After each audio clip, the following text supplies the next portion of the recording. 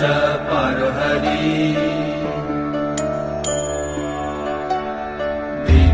दीनबन्धुर्दया सिन्धु कृपालु जनरक्षका कम्बुपाणि चक्रपाणि पद्मनाभ नरत्तम् जगत्तं पालको व्यापी सर्वव्यापी सुरेश्वर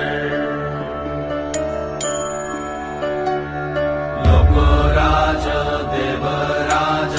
शक्रभूपश्च भूपति